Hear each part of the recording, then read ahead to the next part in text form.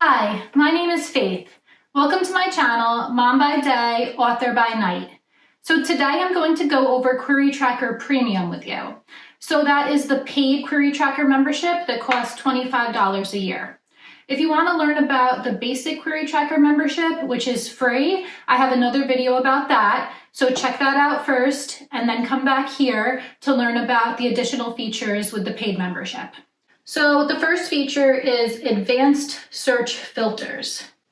So if you go into search, agents, search for agents.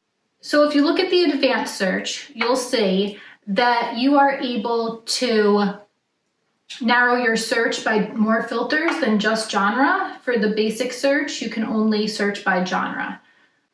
Personally, I don't really use this feature. When I'm searching for an agent, the most important thing to me is genre, and then after I find out that they take my genre, I research them further, I read interviews with them, I check out their Twitter, I check out manuscript wish lists in order to make sure that they're an agent that I would want to query.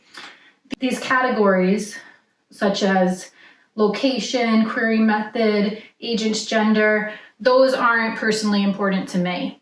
So this isn't a feature that I take advantage of, but it might be useful for you, and that is what it is. The next feature is filter your query based on the status of your query. Okay, so if you go into your query list, go to queries, my query list, and then you can look at which queries are outstanding, which submissions are outstanding, who's rejected you, which queries are closed. So this is a feature that I do use. I usually use it to look at my outstanding queries, so that way I can see how many queries are out and who I'm waiting to still hear back from. The next feature is the number of projects available. So for basic members, you only have one project. For premium members, you have 20 projects.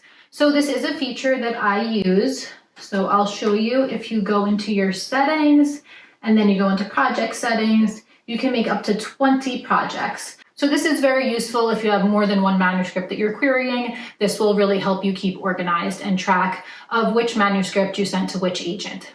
The next premium feature is actually the one that I use the most, and that is access to the agent's timeline. So when you go into the agent's timeline, what you do is you go into your queries so you can see who you queried, and then you want to know where you are in that agent's queue. So that way you can get an idea of if you're going to hear back from this agent today or if you're going to hear back from this agent 6 months from now, because it really can be that variable.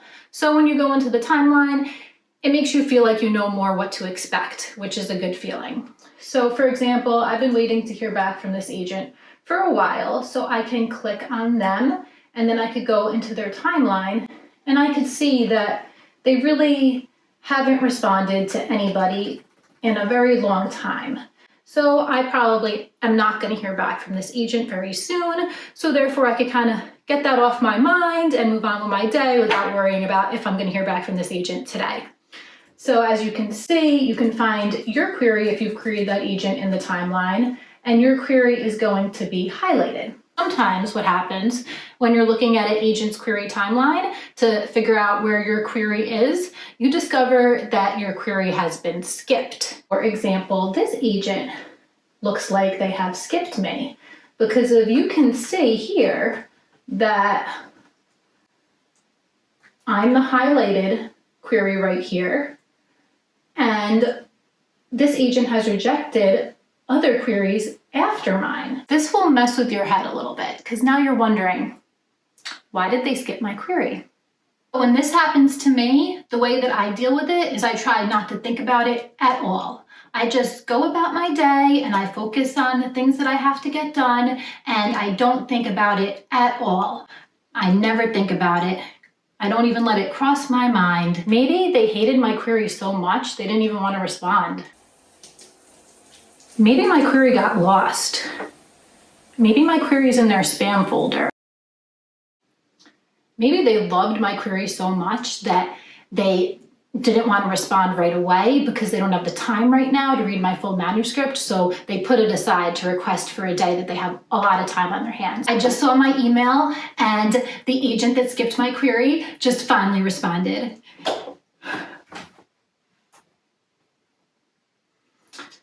Oh, it's form rejection.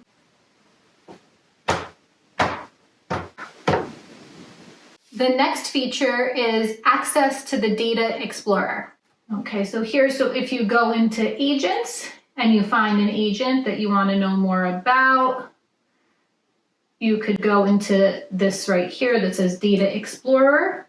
You can find all kinds of data about that agent. It will help you figure out which genres they're accepting, what word counts they're accepting, how often they reject queries, how often they ask for submissions from queries.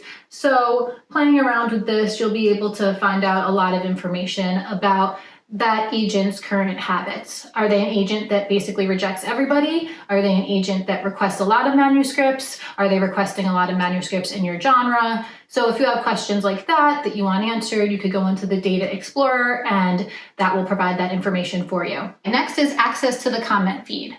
So this is also something that I use. I'll scroll down through the comment feed and I'll see what other members have to say about that agent. Sometimes there'll be useful information in there about certain experiences, maybe good, sometimes not so good experiences that they've had with that agent. The next feature is access to premium reports. So here, if you go into agents and you go into premium reports, you can get a genre response report, agent feedback report, word count report. So this is just more data that you could take a look at to try to get an idea of if an agent has certain patterns of the type of things that they request or reject. So the next feature is access to the agent reply data. So this is another great feature that you could get more information about a particular agent. You could find out how often they request a certain genre of manuscript, how often they reject manuscripts that they request. So this can give you some more information about that particular agent's habits.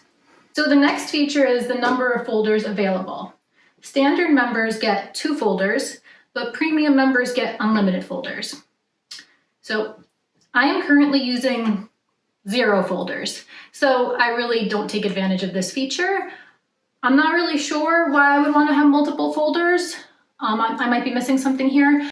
Sometimes I miss things. I want to learn something new. So part of the reason why I like doing this channel is so I could connect with other authors that are going through something similar that I'm going through, that are struggling with the query process. So comment below and let me know what you use the folders for, because I would love to know, because it's not a feature that I'm currently using and maybe it's something that I should be using. The next feature is assigning priority value to queries. So you can assign a number from 0 to 9 for how high your priority is for that particular query. This is also something that I personally don't use. I make sure to research my agents thoroughly, and I'm really at this point only sending to agents that I would rank very high on my priority. So for me personally, this isn't something I use, but I could see how it could be useful if you have lists of middle tier agents or dream agents and you want to track them that way on your list. The next feature is you can add private agents to the database. This also isn't something that I personally use, but I could see how it would be useful if there is an agent that you queried that isn't currently listed on Querytracker, you will be able to add them. Okay, that's it. Those are all the premium features that are available for $25 a year through Querytracker. And I do pay the $25 a year for a premium membership, and I personally think that it's well worth it because I do frequently use some of those features that are available only to paying members. I also just think that Querytracker is just an amazing program for authors, and I always like to help out companies that are trying to help me out. So they helped me out by making my querying process so much easier. They streamlined it for me. They keep me more organized. So to me, it's well worth giving this company $25 a year and supporting them. If you have any comments or questions about Querytracker Premium that I didn't go over today, I'll try to answer those questions for you. Just comment below. Thank you for watching my channel. To watch Zach and my writing career grow, don't forget to like, subscribe, and comment below.